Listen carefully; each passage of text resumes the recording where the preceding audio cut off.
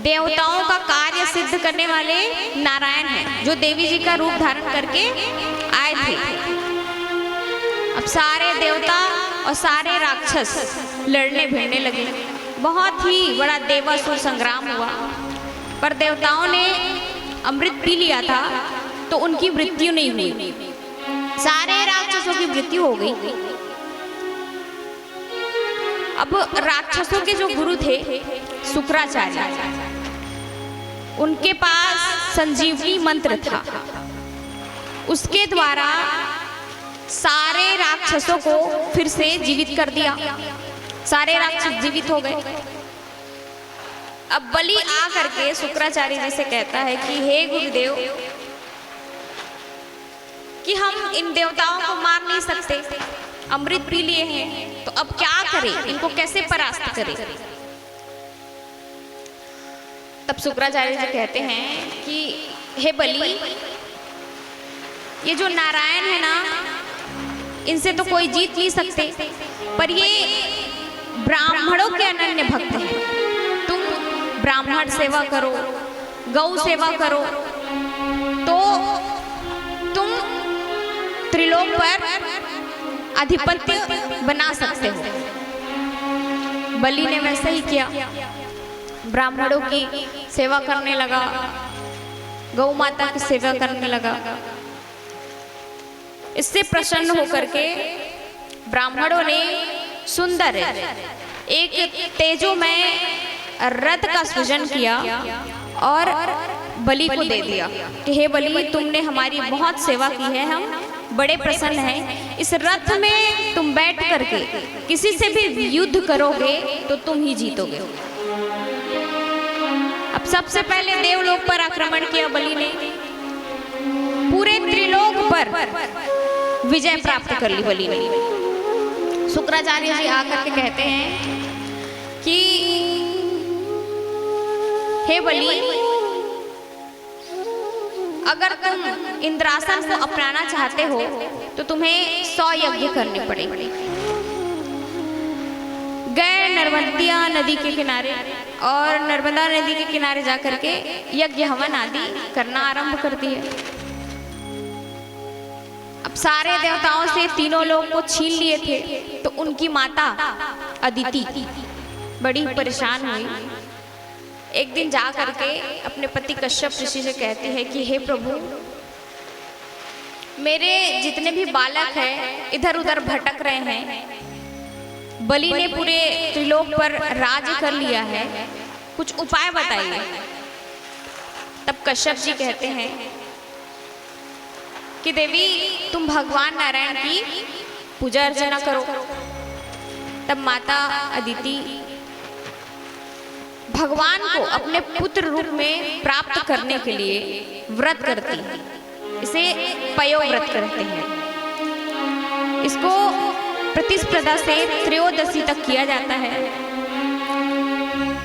तो माता अदिति ने पयो व्रत किया।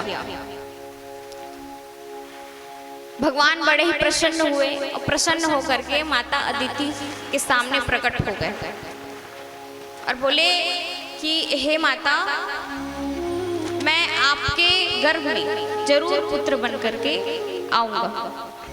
उधर देवता नारायण के पास गए कि हे प्रभु, हम क्या करें।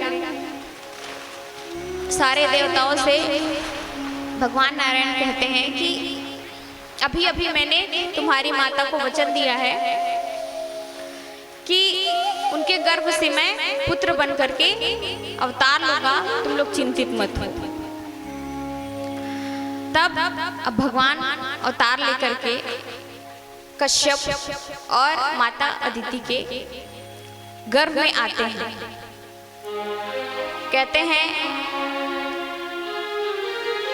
भादो शुक्ल द्वादशी के दिन भगवान दोपहर के 12 बजे उनका प्राकट्य होता है और बड़ा ही सुंदर मनोहर रूप है भगवान का। बटुक रूप धारण करके भगवान आते हैं, बटुक बामन बन करके। सारे देवता बड़े प्रसन्न होते हैं। उनकी माता उनको सुंदर स्नान कराकर तैयार करती है। उनके गुरु बृहस्पति उनको मंत्र देते हैं। माता अदिति उनको भिक्षा देती है। जा करके बटुक वामन अपने गुरुजी को प्रदान करने लगते हैं। तो बृहस्पति कहते हैं कि मैं इस भिक्षा से प्रसन्न नहीं होऊंगा, तो मुझे भिक्षा में पूरा त्रिलोक चाहिए। तो त्रिलोक कौन देगा महाराज?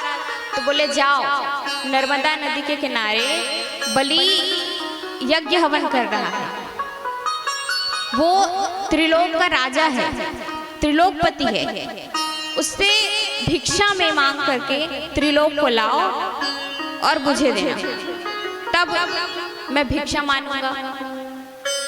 भगवान बटुक रूप जो धारण करे हैं, छोटे छोटे नन्हे नन्हे पैरों से जाते हैं।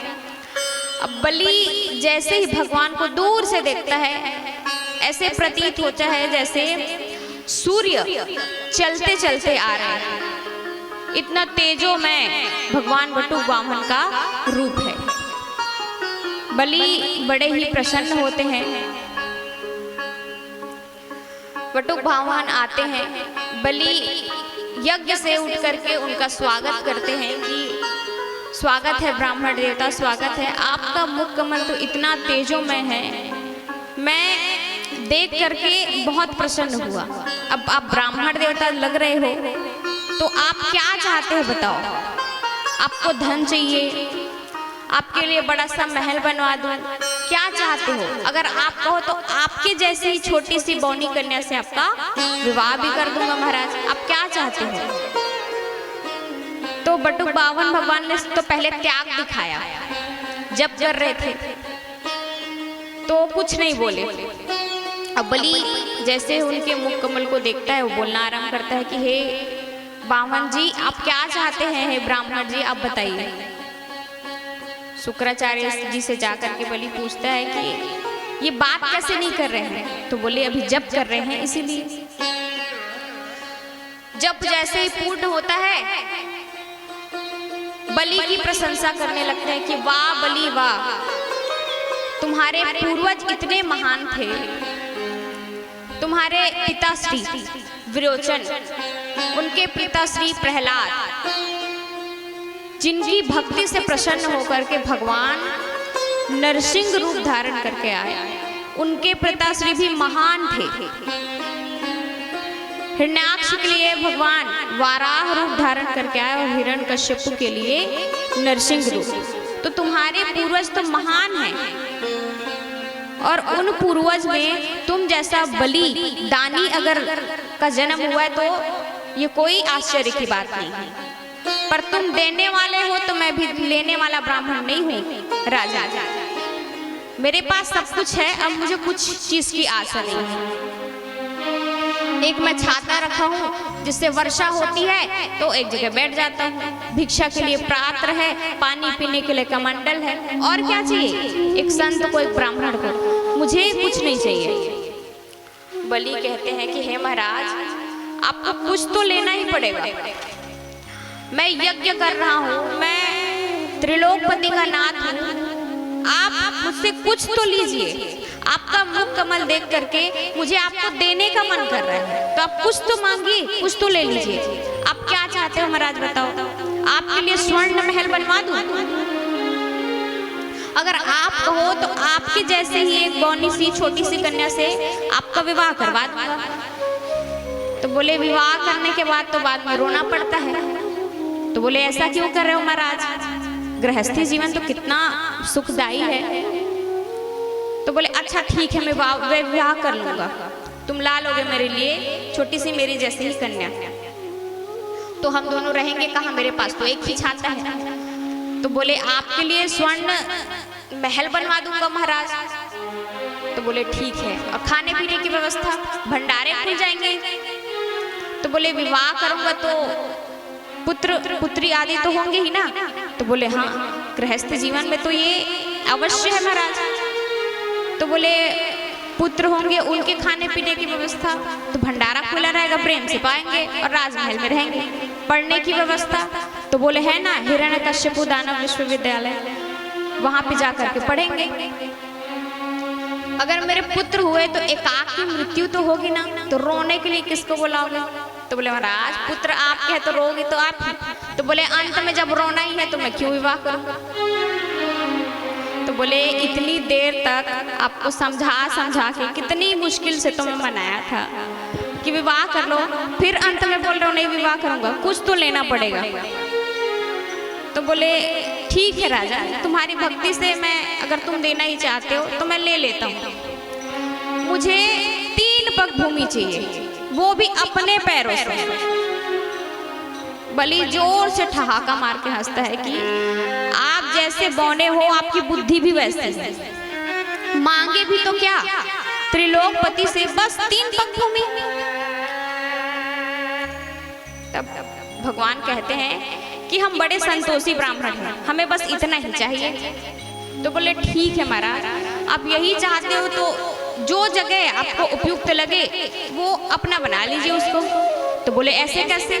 पहले संकल्प करो, ब्राह्मण बिना संकल्प के कुछ नहीं लेता। तो बोले 3 पग भूमि के लिए कैसा संकल्प महाराज? तो बोले हम ब्राह्मण है, बिना संकल्प के कुछ नहीं लेते, संकल्प तो करना ही पड़ेगा। शुक्राचार्य जी सोचने लगे कि ये ब्राह्मण 3 पग भूमि के लिए संकल्प की बातें कर रहा है और इतने समय तक बहस करा जा रहा है। तो आंख बंद करके अपनी दृष्टि से देखते हैं कि ये कौन है। उनको पता चल जाता है कि ये स्वयं नारायण है, जो देवताओं का कार्य सिद्ध करने के लिए बटुक का रूप धारण करके आए हैं। आ करके बलि को पहले बुलाते हैं और कहते हैं कि बलि ये